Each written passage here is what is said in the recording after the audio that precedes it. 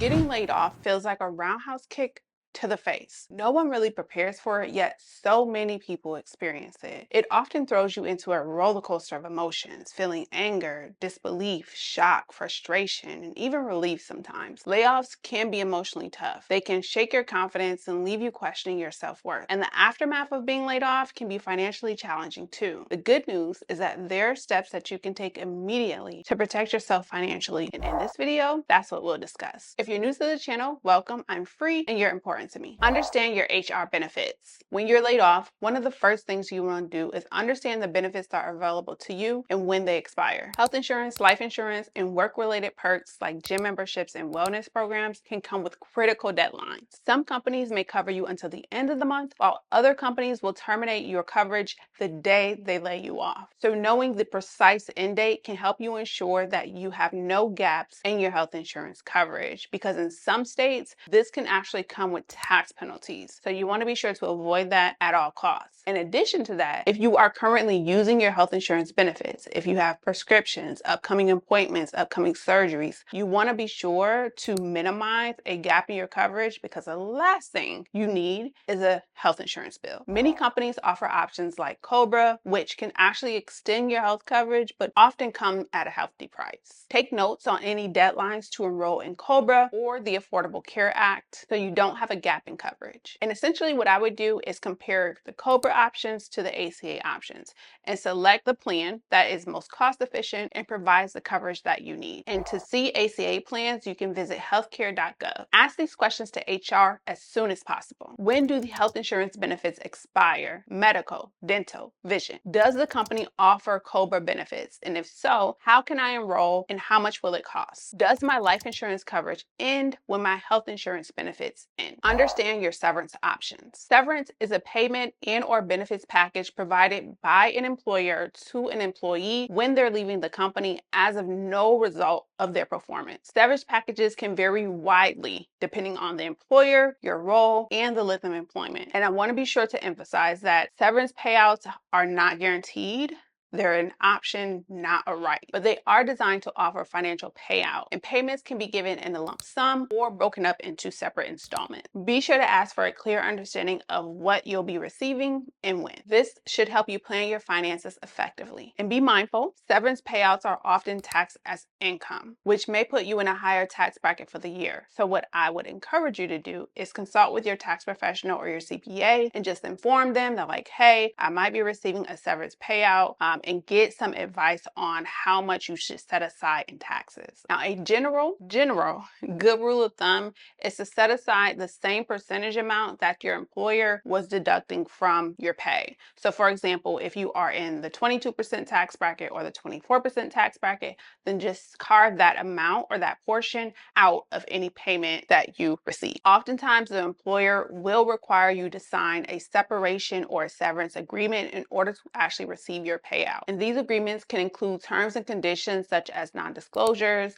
non-compete, and waiving of certain rights, for example, to sue or things like that. Be sure to read the agreement carefully and ensure you understand the restrictions that are being placed upon you. And if the agreement seems a bit too restrictive, then consult with a legal professional, an employment lawyer or an HR lawyer, not from the company, like your own, because some conditions laid out in these agreements can limit your future job opportunities for a certain period of time. And so you want to be sure, absolutely sure, before you sign on a dotted line what you can and cannot do. And just be mindful that you do have the right to negotiate, right, or ask questions to ensure that you are clear before you actually sign the agreement. Some states do require that employers actually pay out for any unused vacation or any PTO, while other states do not. So if I was you, I would do a quick Google to figure out if your state does or doesn't. But if you do have any unused vacation or any unused PTO, then I would simply ask the HR professional, what is the process for receiving that payment? Will it be tacked onto my final check, or should I expect a separate check? As my motto is, just as quick as they let you go, they should be ready to pay you what they owe. So here are some questions to ask HR as soon as possible. What is the total amount of severance that I will be expected to receive, and when will I start to receive it? How will the severance be taxed? Are they going to tax it it and give you the net amount, or are they going to give you the gross, and are you expected to carve out the taxes? Are there any conditions that you need to meet to actually receive your severance? Any agreements that you have to sign and things of the sort? When will you receive your final paycheck? And in addition to that, when will you receive pay as it relates to any unused vacation or PTO? Download financial documents. After a layoff, it is super important, ideally before the layoff actually, it is super important to obtain access to any financial or employment documents before you lose access to company systems. These documents will be valuable for tax purposes. They're also going to be super valuable when you're refreshing your resume, when you're going on interviews, when you're filing for unemployment or any other financial assistance. You want to get W-2 forms, W-4 forms, pay stubs, 1099s, and I will also even go so far as to say if there are any certificates that you receive, any bonuses that you receive, if there's performance reviews that you have that are current, anything that outlines the stellar employee that you are, in addition to your financial information. I will put that all in a folder and I will send it to myself. Your W-2s, of course, are going to report your earnings and taxes withheld by your employer. And your W-4 is going to identify any tax withholding preferences, for example, any allowances that you may have. And having a current copy will be helpful if you need to make adjustments when starting a new job. If you receive bonuses or freelance work as a contractor, be sure to download the 1099 forms that have the income listed on it. These documents are essential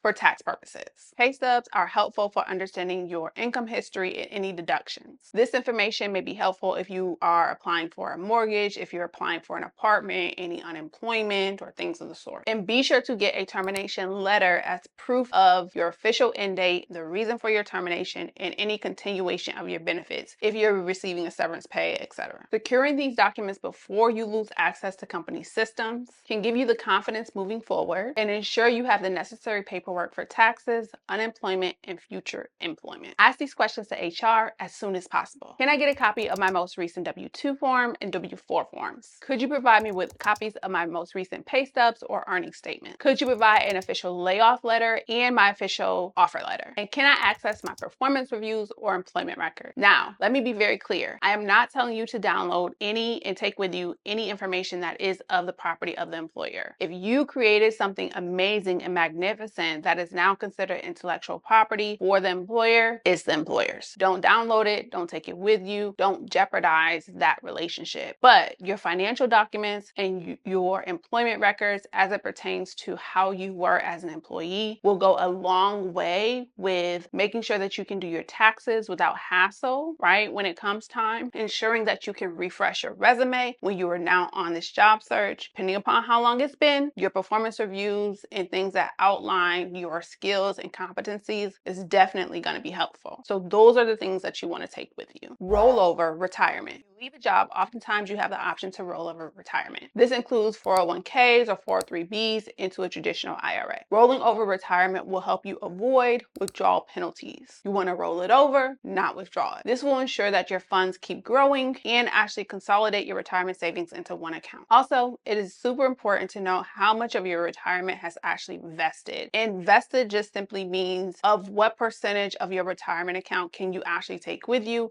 and roll over outside of the employer. Oftentimes, companies will have vesting schedules, and the vesting schedule is often dependent upon the length of time that you've been with a company. The longer you've been with the company, the more of your retirement that gets vested. So be sure to check your vesting status and your vesting percentage to know exactly how much you can transfer out of your retirement account. If you have any vested stock options or equity or RSUs, you want to be sure you understand the deadlines to actually exercise them or roll those over as well. Because sometimes companies can have strict post-termination deadlines. And what you don't want to do is have very valuable stock options, equity, and RSUs in a company and miss the deadline to actually take them out and transfer them to an investment account. Ask these questions to HR as soon as possible. What are my options for rolling over my retirement account? What portion of my retirement account is vested? Are there any deadlines for rolling over my retirement account to ensure that I do not incur penalties or fees. And if there are penalties and fees, what are they and how much? And what will happen to my stock options, equity, or RSUs when I leave the company? Can I take those with me? Oftentimes it's a yes, but you just want to be sure. File for unemployment. Filing for unemployment benefits is a critical step after being laid off. Now listen and listen carefully. This is a no judgment zone, right? Our egos are not too big for unemployment, okay? Just hear me out. Unemployment is designed to provide temporary financial support once you've been laid off to allow you time to kind of get back on your feet and search for new employment. Even if you think you may not need it, or even if you think you are too good for it, oftentimes unemployment can provide that financial safety net that you may need. Not to mention, in some states, it can take even weeks or months to actually get approved for unemployment. It's better to be approved for unemployment and not needed than to actually needed, be in a time crunch, and be waiting to be approved or having not even applied. Eligibility for unemployment does vary by state, so be sure to check your state website. In general, unemployment is eligible to employees who have been laid off for reasons that were out of their control. Eligibility can depend on factors such as your length of employment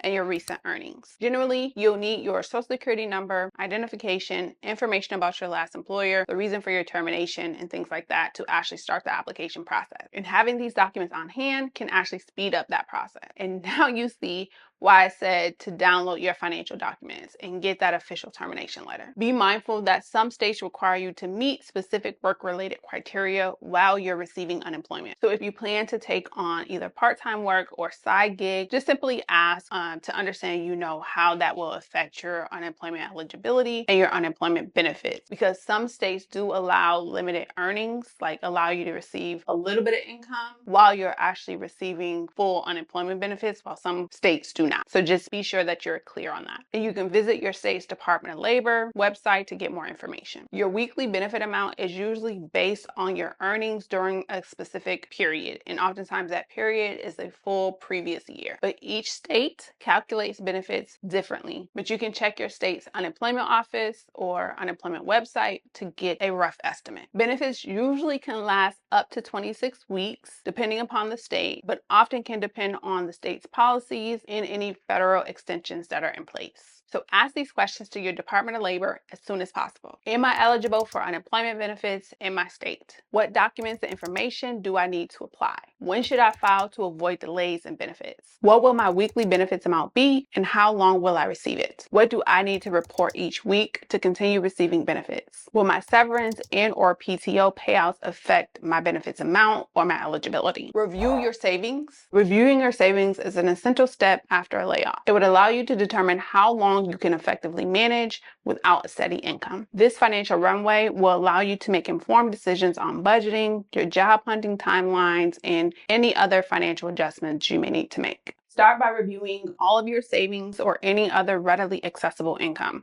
This is going to include money in your savings account, money in your checking account, your severance payouts if you're receiving any final paychecks or any final PTO payments as well. You're gathering all of that money up, calculating it, totaling it all up. And you want to divide your total savings by your monthly expenses.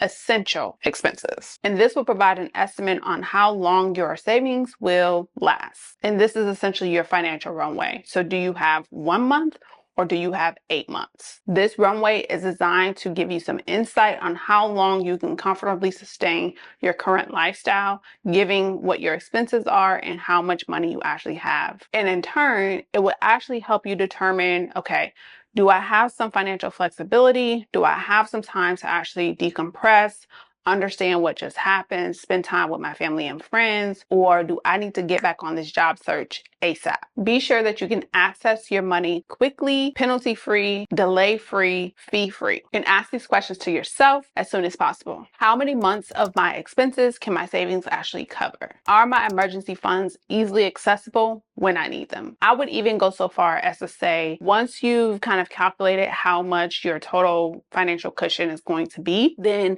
similar to when you were getting paid, if you were getting paid bi-weekly or if you were getting paid monthly and you have some bills that are on auto pay, for example, start to make automatic recurring transfers into the same checking account that those auto pays are set up with, right? And this will just ensure that you are not missing payments or you're not being incurred any late payment fees and things like that. So essentially treat those savings as like your biweekly or monthly income that you are receiving from your employer. Reduce your expenses. Reducing expenses is key to extending your financial runway and managing your budget during a period where you don't have any steady income. You want to identify areas where you can cut back, identify areas where you need to prioritize your essential expenses, and be mindful of your spending habits. This will allow you to better preserve your savings while you search for a new job. Now, we know essential expenses typically include things like rent, utilities, mortgage, insurance, your car note, things that are critical for you to function as an adult. Non-essential expenses are going to be those comfort purchases, subscriptions, dining out,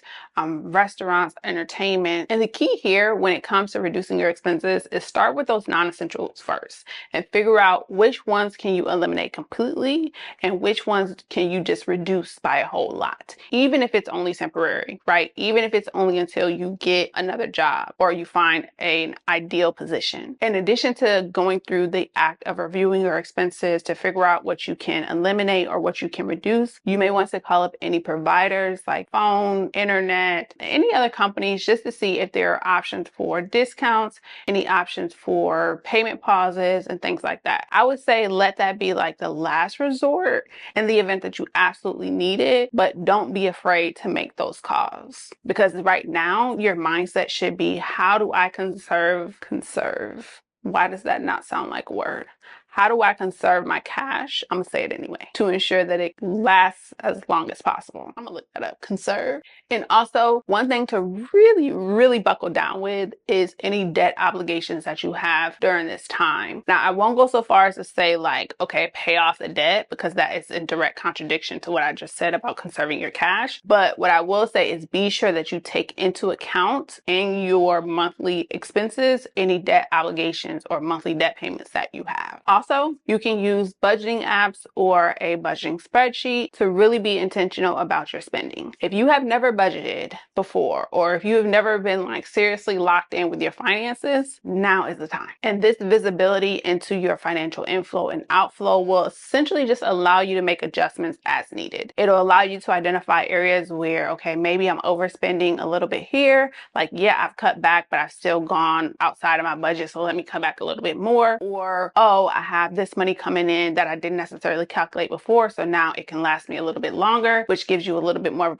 breathing room when it comes to actually searching for a new position or a new career. By carefully prioritizing your expenses, negotiating any bills, and monitoring your spending, you can significantly extend your financial runway and alleviate some of the financial stress of being laid off. Ask these questions to yourself as soon as possible. What are my fixed and essential monthly expenses, and how much is it in total? Where can I reduce or eliminate any unnecessary spending? Are there any bills or subscriptions I can either negotiate to have the price reduced or just cancel? Would consolidating or refinancing my debt allow me to manage my payments a little bit better? How should I adjust my budget to reflect my current income? What are my financial goals during this time, and how can I achieve them? Are there any side jobs or gigs that I can do to actually supplement my savings and extend my financial runway? And should I reevaluate my savings plan each month or just as things change? Being laid off is incredibly tough, but remember, the steps that we just outlined and talked about are here to help you protect yourself and your financial future. Be clear, you are not defined by that job. You are on to bigger and better things, period. And that's a Snapple fact on a bottle cap. And remember, even if this may feel like a setback